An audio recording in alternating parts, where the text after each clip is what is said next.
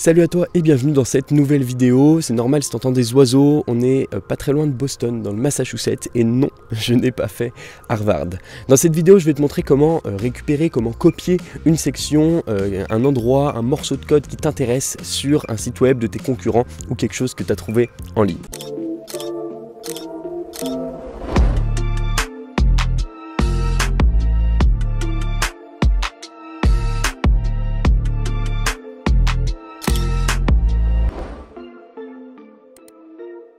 Premièrement, je tiens à te dire que c'est pas si facile que ça. Tu pourrais croire, en ouvrant ta console par exemple, donc là tu fais un clic droit inspecter, que tu peux récupérer le code directement de cette section, et en vrai, tu peux.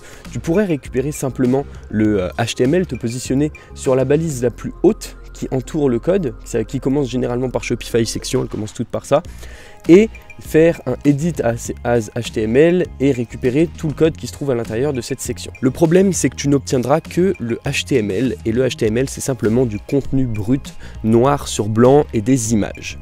Donc, si tu copies et que tu exécutes ce code, si tu l'insères sur ta boutique Shopify dans une nouvelle section, tu n'auras que le contenu texte, à savoir du coup 500 000 utilisateurs actifs dans le monde, parfaite, etc. ainsi que toutes les images. Le problème, c'est que tu n'auras pas la mise en forme et tu n'auras pas l'action du slider, à savoir l'animation qui est générée sur le site. Pour ça, cette section par exemple utilise d'autres langages, le CSS pour mettre en forme, donc toute la partie visuelle, que ce soit les couleurs, les bordures, les arrondis, n'importe quoi, tout ce qui va vraiment permettre de mettre en forme ce contenu, et du JavaScript, ce qui va permettre l'animation qu'on voit quand on appuie sur les flèches ou alors quand on maintient une carte. Donc, comme tu l'as vu, ce CSS, ce JavaScript n'est pas présent dans cette partie-là.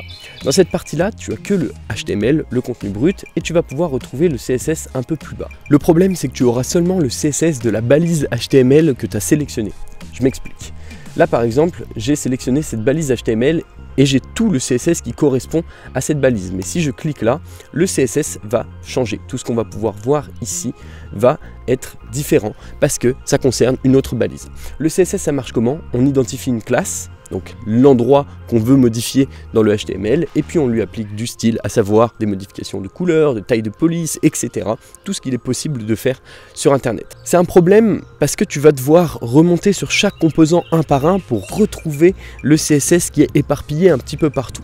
Et en plus de ça, tu n'auras même pas accès au JavaScript pour faire marcher l'animation, à savoir le fait d'appuyer sur les flèches. Donc une fois que tu as compris ça, tu vois que c'est pas si facile de récupérer une section et de la dupliquer directement sur ton site web. Tu ne peux pas te contenter justement, comme je disais, de la récupérer sur ton inspecteur et de l'insérer directement dans une section sur ta propre boutique. En plus de ça, tu n'as pas accès à tout le code de cette boutique. Tu le vois bien, c'est pas ta boutique. Tu veux juste récupérer un des composants.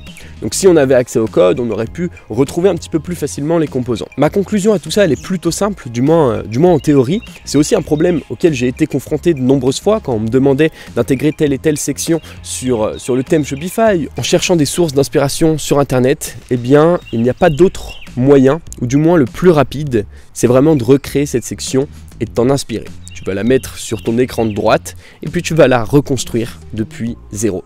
Il n'y a pas d'autre solution, il y a peut-être des outils en ligne qui vont te permettre, grâce au HTML ou en identifiant cette section sur Internet, de récupérer le code et tout le CSS et le JavaScript qui est associé à cette section, mais tu n'auras pas d'autre solution que de recréer cette chose de A à Z. Le slider que tu vois là, on l'a refait sur un live YouTube, tu trouveras la vidéo dans le coin, et on l'a refait depuis zéro en 1 heure, et tu vois qu'au final, eh bien, d'une, on apprend des choses, de deux, ça nous permet de pratiquer toutes les connaissances qu'on a appris, et de trois, on se rapproche du résultat, on a un résultat qui est exactement similaire en 1 heure de temps, c'est à peu près un 25e du temps qu'il nous faudrait pour remonter chaque balise au fur et à mesure et essayer de grappiller, de retrouver le CSS perdu dans ton inspecteur. Comme je te disais, il y a peut-être des outils en ligne qui vont te permettre de faire ça.